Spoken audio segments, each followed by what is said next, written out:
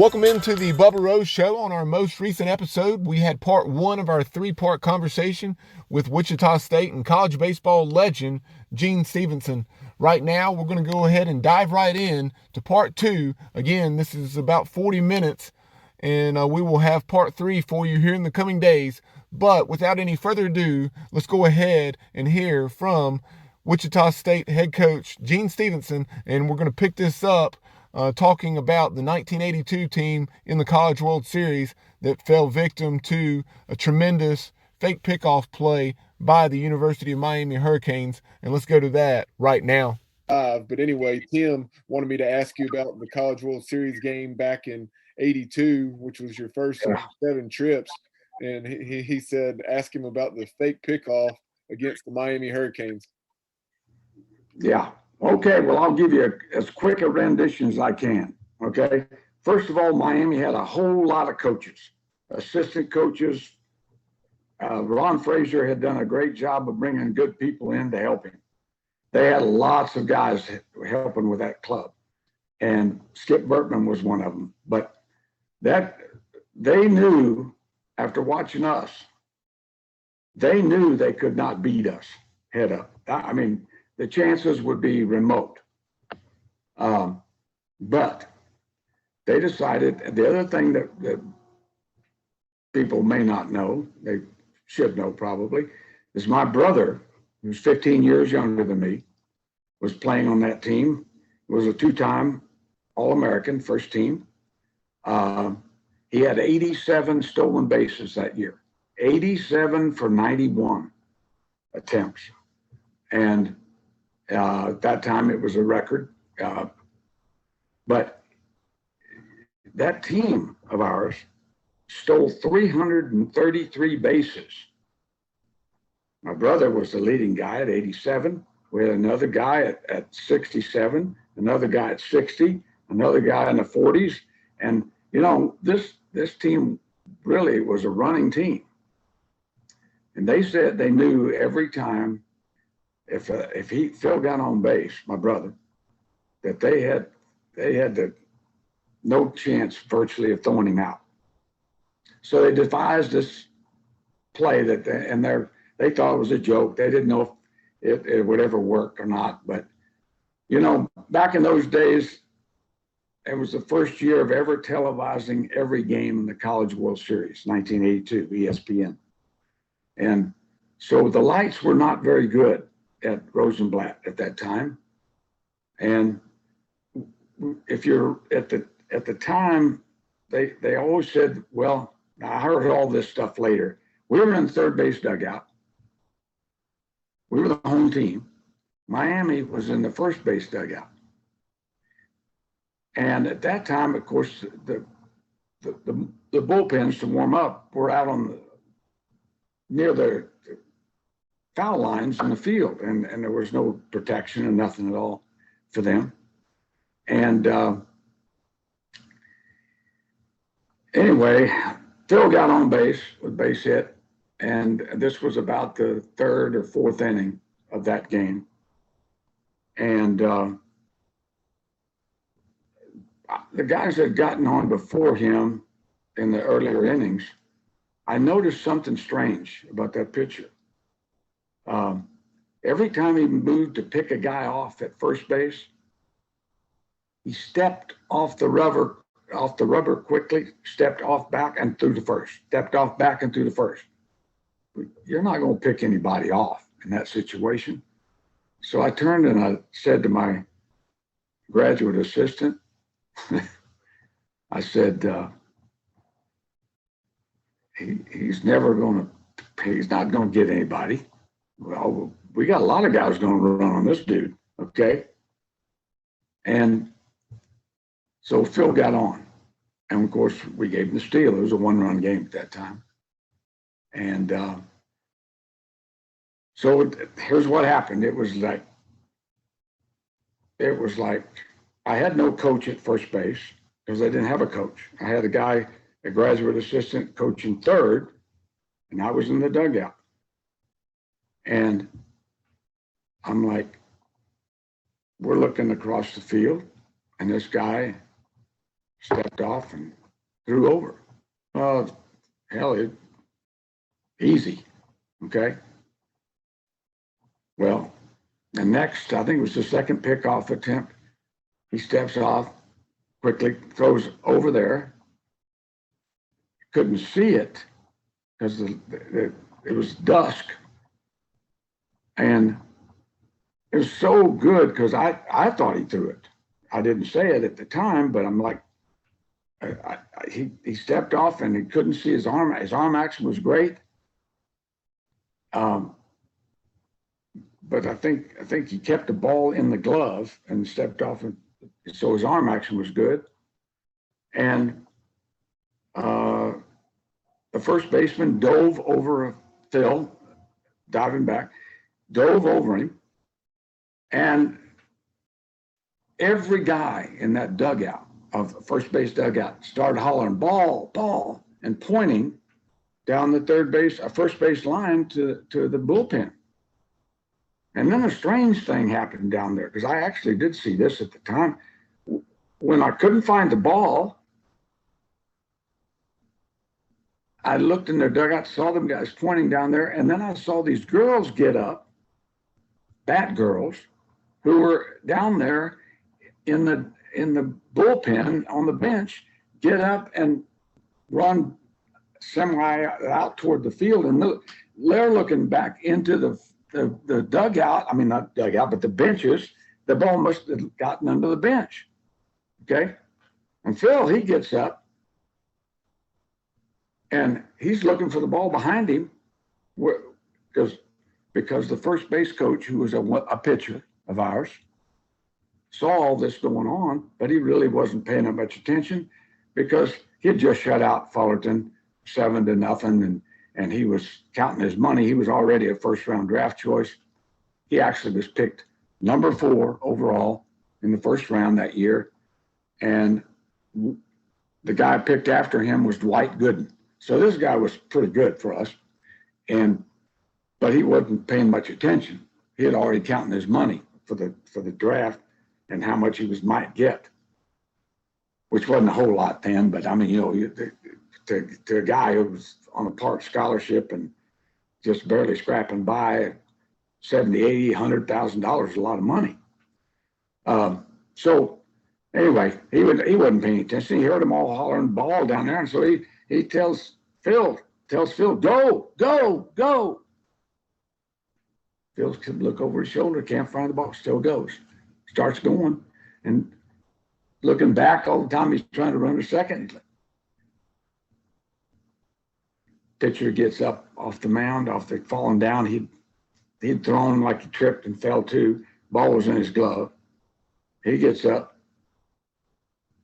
tosses the ball to the shortstop covering second. Billy Rona was a shortstop. I only mentioned that because his younger brother was catcher for us in the next couple of years. But Phil, I don't think at the moment at that time, what in the world?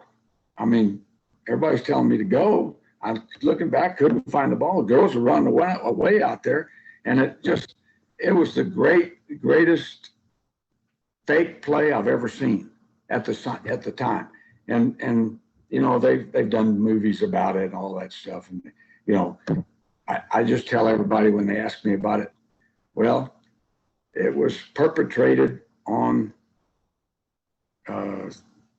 in a way that was really, really good and maybe foolproof the way it was set up, but it would never have worked if they hadn't been in the first base dugout. It would never have worked if they hadn't put the girls down there. It would never have worked if it hadn't been dusk and it was difficult to see the ball anyway. And it sure wouldn't have never worked if we had a coach over there paying attention to the game at first base. But we didn't have any of those. So the end result, picks himself up, tosses it to the shortstop, gets the guy, tags him out. And although it was early in the game, it's made it time as if today you'd think it was the difference maker for the game itself. It was like, oh, that happened, that cost him the championship, Well, no, it didn't. But we did lose that game 4-3, and but we had something worse happen different other times. Where with different other people, but it's made its mark, and everybody knows when it comes time for College World Series time. If you haven't seen it before, you're going to see it again, because they're going to show it every time, because they made a fool out of Wichita State. And as the head coach, you have to take credit for that. But I got to tip my hat to Miami. They worked this to the point of he actually told me that they spent 30 to 45 minutes of an allotted practice time the day before working on that, orchestrating the whole situation. And I'm like, come on. Yep, that's what they said. And now they're in history, and it's the greatest thing in the world, the famous hidden ball trick. But, that's baseball. Sometimes you win, sometimes you don't. And at that particular game, I wished it had been rained out. Okay. So anyway, go ahead. What else? Now, Coach, you talk about your brother Phil, 15 years younger, and there you were, just starting out at Wichita State a year or two into your tenure. I know you had to be talked into recruiting your brother by one of your assistant coaches. So just talk about that and that decision to recruit your brother, and boy, did it pay off, because he was Baseball News' College Player of the Year in 1982, a two-time first-team All-American, and just made such a tremendous impact on not only Wichita State, but college baseball as a whole, and a lot of those NCAA records that he set. Yeah, he still holds an awful lot of records in the NCAA record book. And, he was a great, great college player. He was a guy that was a great team player, great teammate, and a great student. He made academic All-American as well here. So, it's a situation where, when you come out of high school, we're in our first year as a program. We don't have a place to play. We haven't finished our field that we play on. I told you, every month, I'm on a month-to-month contract. Any month they could drop it, and we'd be without a job and drop the program. And I was just hell-bent on building something, and we did. We were making it, and it was coming along slowly. But I'm in the middle of a second year of trying to recruit. And we obviously don't have any money. I have to recruit guys in need. As I told you, my father passed away. He lived 18 years after I came back, after he had that heart operation. And I came back from Vietnam, and I mentioned that he'd quit school in the 7th grade. So, you can imagine he's still a young guy thinking that, maybe he didn't know very much.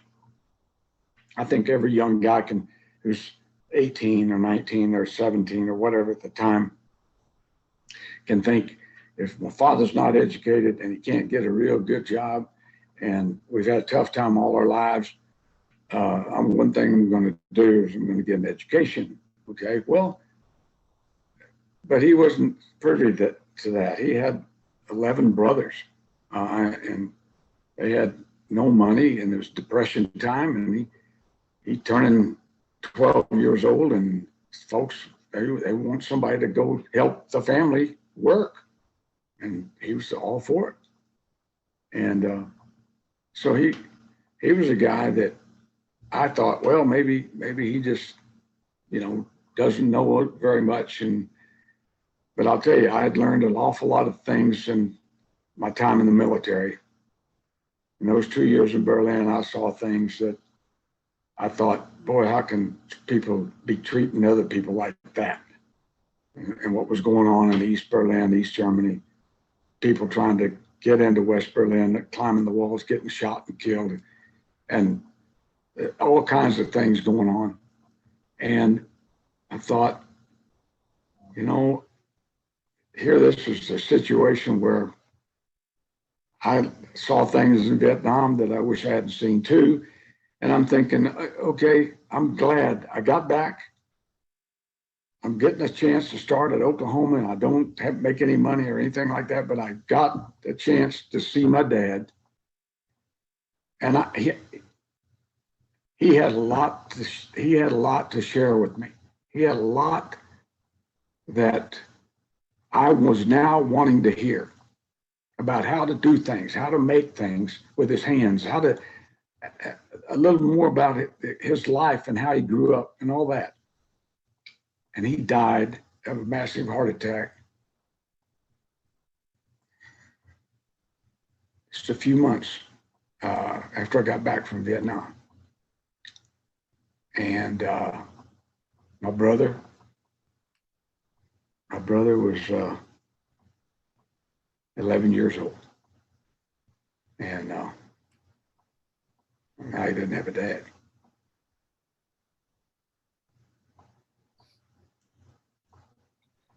So, Coach, and I didn't have anybody. I didn't have him.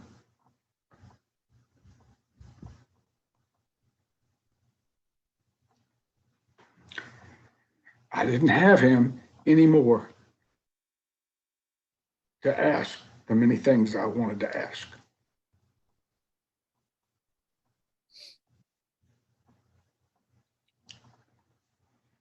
Still bothers me. And I know your brother Phil is also in the College Baseball Hall of Fame. How special that has to be. And I saw that video of his induction several years ago, and you, of course, are right there. And he wanted you to stand on the day that he was being honored, and that has to be tremendously special for you guys. Well, and you asked me about recruiting him, and I'm thinking, okay, I knew he was a good player, but I didn't know if it was the right thing to bring him into our situation at that time when we had nothing. And I didn't know if they're going to drop the program from month to month.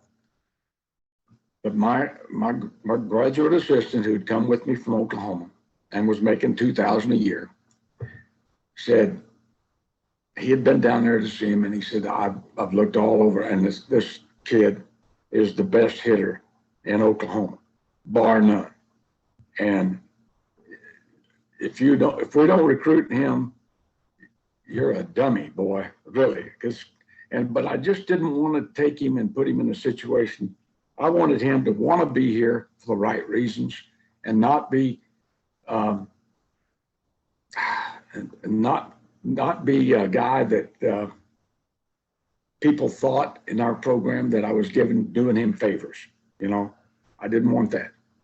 And so it got down to the end where, he was a full need basis. Father obviously had passed on, and he was getting government help for everything, and they didn't have any money to speak of at all. So, he was a full grant guy. So it wasn't costing us much of anything. I just wanted to make sure it was the right thing for him.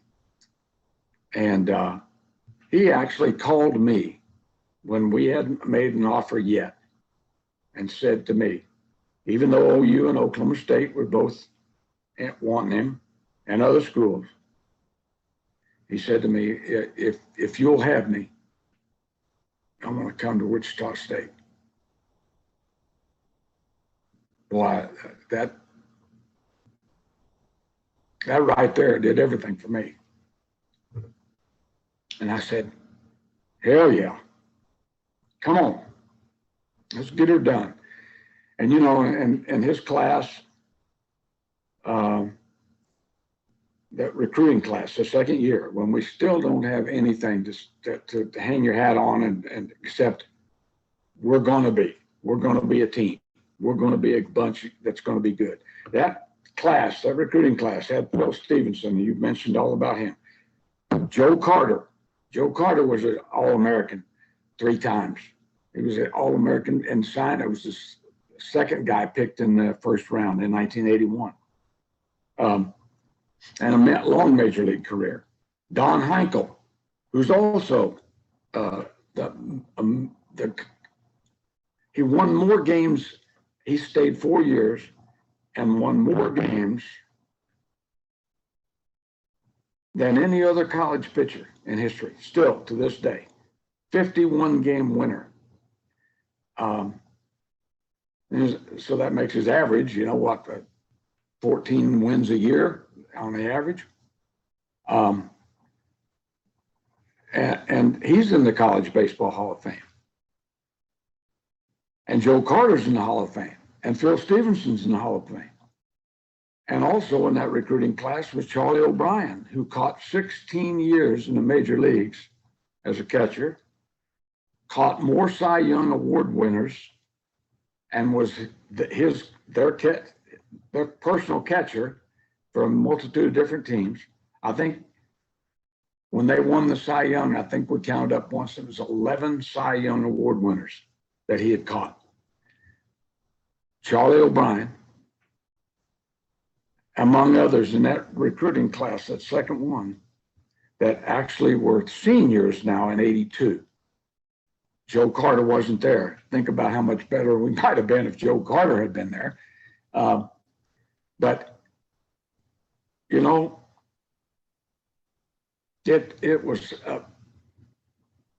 was a struggle beyond belief to make that work. But I wouldn't have traded it for anything. Yeah, Coach, you talk about Joe Carter. That's who I was going to bring up next. My memories of Joe Carter, you referenced his excellent pro career. I remember him, when I was 11 years old in 1992, the walk-off homer he hit in Game 6 to lift the Toronto Blue Jays over my Atlanta Braves. I can see him running the bases now and jumping and throwing that helmet. Yeah. But yeah, he grew up poor. He grew up in the northeast side of Oklahoma City. Big family, brothers and sisters, and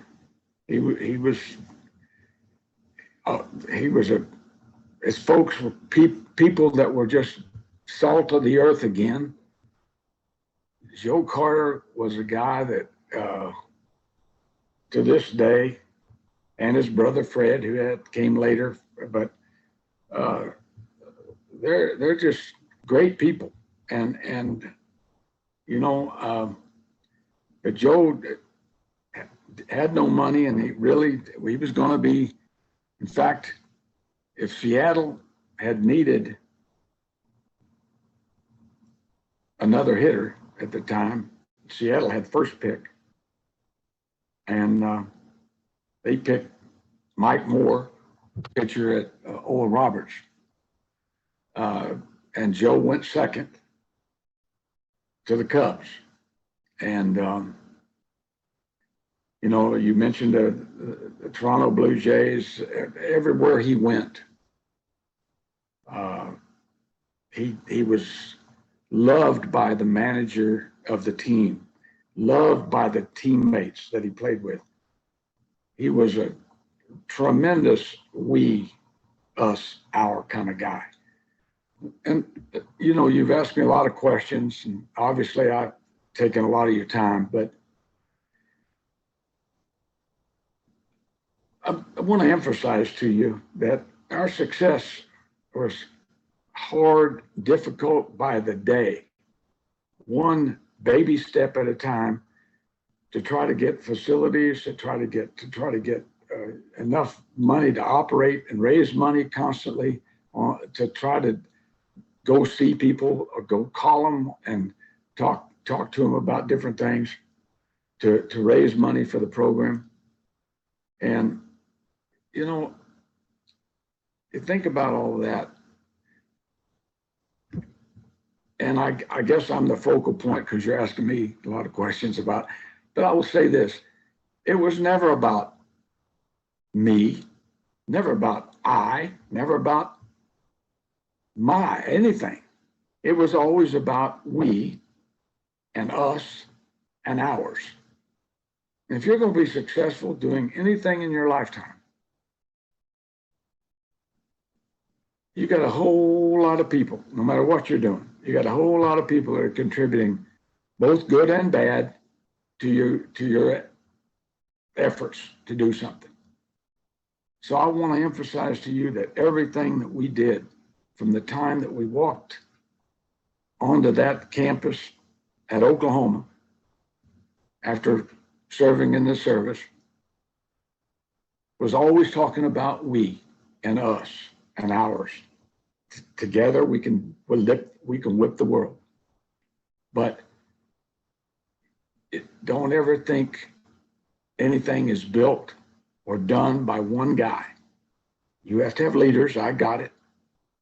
But the most important thing is that people are all pulling that rope in the same direction. That it's always about we. It's always about us. It's always about ours. And when we're successful, it's everybody. Some people go to heights beyond belief. But Joe Carter, for example, was always a team guy in the pros. And his managers and his teams loved him. All of our guys the same way. Charlie O'Brien was that way. My brother Phil. I mean, all these young guys that have left our program and became successes. And we've had, 37 of them now, I guess, that made the big leagues.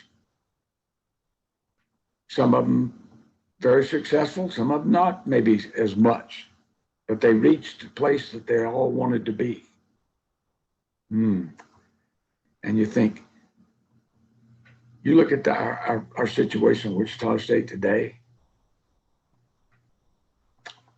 and of course we built virtually everything except the new complex in the third base side for the home team locker room. But we built the indoor facility. We built the stadium that the way it is today, which is, if you go to the website, GoShockers.com and look, East Carolina would be wishing every day of their life they had something like that, and most everybody in the country would be, because it is phenomenal.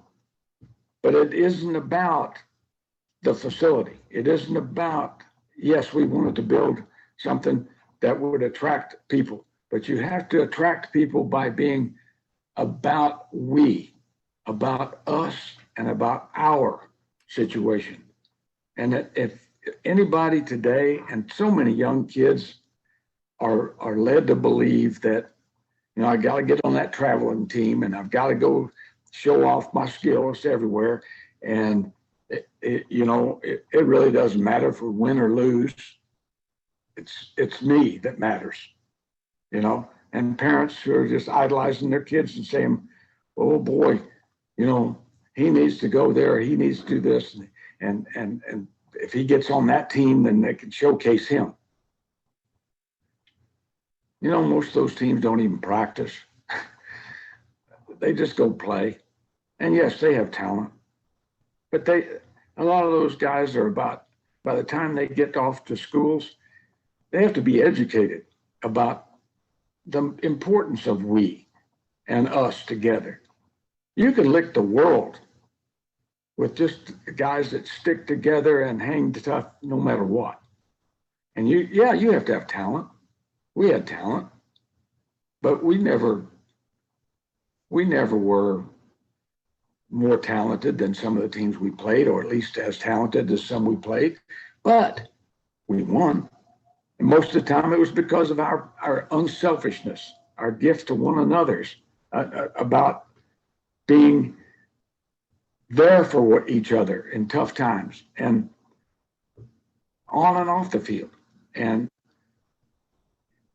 to this day, we have reunions sometimes, and if it's like '89, we won the national championship. You mentioned that. Virtually, it's if I had my way, which I don't, but if I had my way, we'd have a reunion every year, a 25-year reunion, 35-year reunion, whatever it is that you need to do to get those guys back together again, and give them a year's notice to make sure we do it. And there's nothing better than reliving those memories of us together. God, I loved it, man. I used to tell my guys when near the end, and we'd built this marvelous stadium, and we'd done this and done that. And I'd come in, some days I'd come in, I'd get driving in from the east side on 21st Street in Wichita. And the stadium is on 21st. And we're driving towards the campus, heading west. And if I was not feeling good or thinking, boy, things are not going as good as I thought I wouldn't want them to be, but I was still coaching.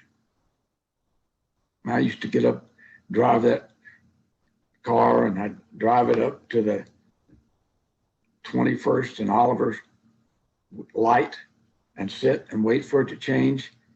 And you could see from that point a huge stadium and the memories of being in that spot and what it used to be and what it is now. And I told my guys, no matter how bad I feel, no matter how bad I feel at that time, the one thing, when I see that, I just look up and I go, woo! Believe it. Yes, sir. I believe it. We're back here again to do this at the job again today. And I was excited every day of my life coming to work at Wichita State. And I wish I could still do it. I wish I could. I talked to Eric Wedge last night for a long time. And he was talking about the days when he was here. And I'm saying, dude, you're going to bring them back. You're going to bring them back. You're going to do it. They've got guys there at Wichita State now that are going to do a really good job. And you watch them, they're not going to be rated in the top 25 or anything like that. In fact, I think they're rated pretty far down in the league. The league has no idea what they're about to see. Okay. They have no idea what they're about to see, because I know that these guys that played for us in the first place know how to win and know how to get it done. So I'm looking forward, once we get all this snow and stuff out here and weather turns somewhat respectable and we're able to play, I'm going to be at every game, certainly at home, God willing, and I'll be looking forward to it. And I'm thankful for you, okay? I'm thankful for you because you took the time to call an old guy who's 75 years old and still has a lot of fire in his body and his mind, okay? Absolutely. You brought up that name, Eric Wedge. Mike Mullis, who's a loyal listener, he is a former Legion coach and also assistant JUCO coach here in Eastern North Carolina. He was just talking about Eric Wedge and what a player he was. So just talk about the characteristics that made him so good. He was a catcher on that 1989 national championship team. He batted nearly 400, hit 23 home runs, drove in 99 runs, and just an unbelievable player. So, and then he obviously went on to a tremendous career in professional baseball after that, and was a manager in the MLB. So just talk about Eric a little more as far as specifically the type of player and coach he is. Well, and we talked about that last night, he and I, and his statement to me was that, he hasn't seen any of the teams in the league. He doesn't know if they're going to be able to compete like he wants to. Let me tell you, okay, Bubba, let me tell you, okay, you can pass the word along. They're going to be just fine, okay? They're going to play hard. They're going to play the game the way it's supposed to be played, and you're going to have to beat them. They're not going to beat themselves. And if they do, they're not going to let it happen again, So they're the kind of guys that can get the best out of people. and I'm looking forward to that. I didn't answer your question though. I just said I got the. But Eric Wedge was a project out of high school. He was not heavily recruited. We had one.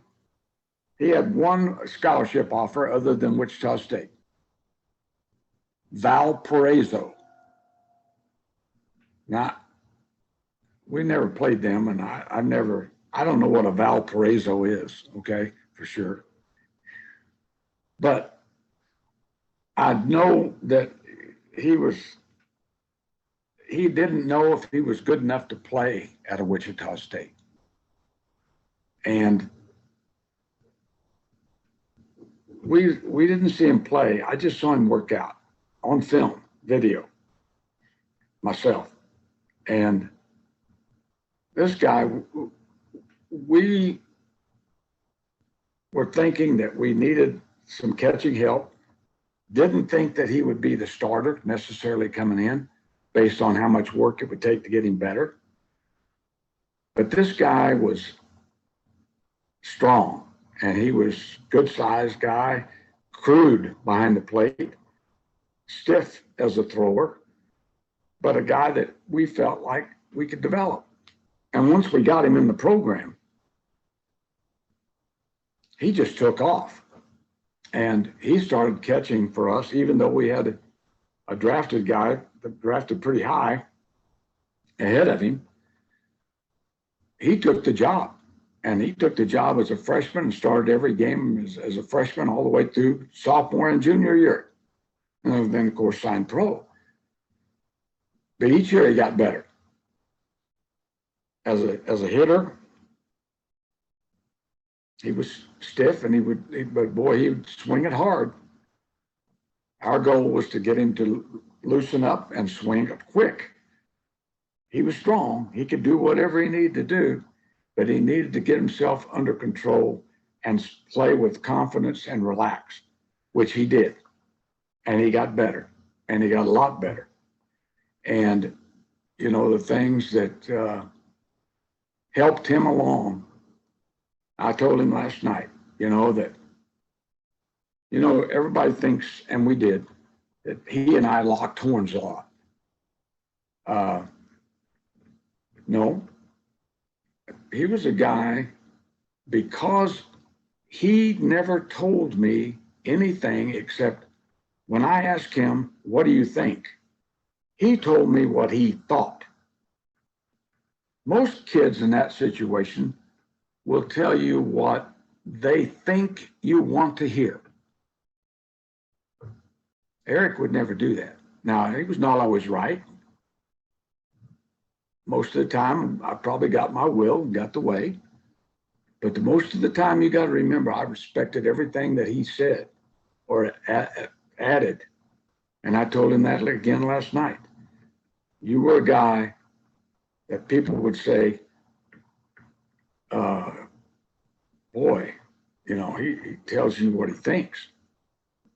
Yeah, okay, because that's what I want to hear. I want to hear what he thinks, not what he thinks I want to hear. This is a game where and what I'm saying, he was a man among men, and at an earlier age. And he carried that on forward. He went on into pro ball, and if he hadn't gotten hurt, he'd have caught in the big leagues a long time. Got serious knee injuries and got himself where he couldn't get down anymore. And he went into managing. And he was the manager of the year in every league that he was in, all along the way. Manager of the year, A-ball, AA, AAA. By golly, he got to Cleveland, and he was manager of the year in the American League, 2007. Wow. Then they sold off all their players when they were coming to free agency. And then he got fired a year or two later. He's the only manager. He went to Seattle Mariners as a manager.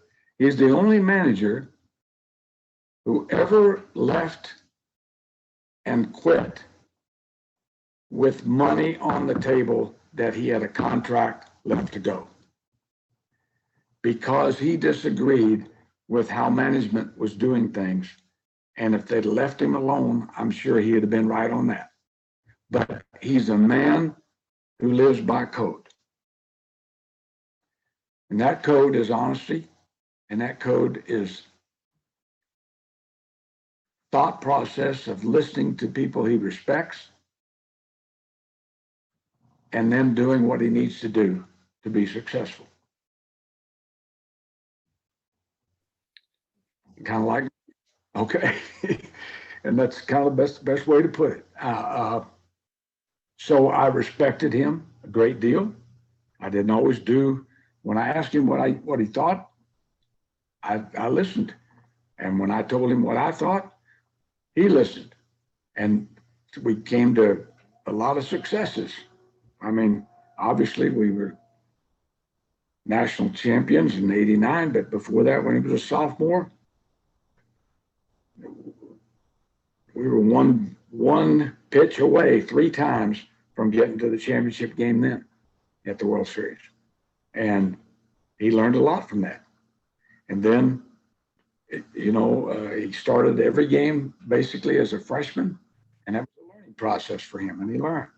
So I have the greatest respect in the world for Eric. I think they're going to do a great job at Wichita State, and their club is going to be a club to be reckoned with before it's over with. Now, he's worried because, at this time of the year, you can't ever throw outside. You can't get fly balls. You can't do the things you need to do to be ready to play. But of course, they were canceled their games for upcoming this weekend, but they're busy making, I don't know if they've made the schedule public yet, but I'll tell you, because we're kind of semi-public, right? Just semi. Right. They're going to announce that they're going to play a 3-game series in Round Rock, Texas, Saturday and Sunday, 2 games Saturday, 1 Sunday, against the University of Oklahoma. Okay. And because Oklahoma's been hit hard with weather too, in the last few days. So they made that deal, and I'm sure it's going to be announced probably tomorrow. And I just hope it's streamed, because I'm not driving all the way to Red Rock from here. Okay. I just want to see it. I'd love to see it. We hope, but I'll get a chance to see it later.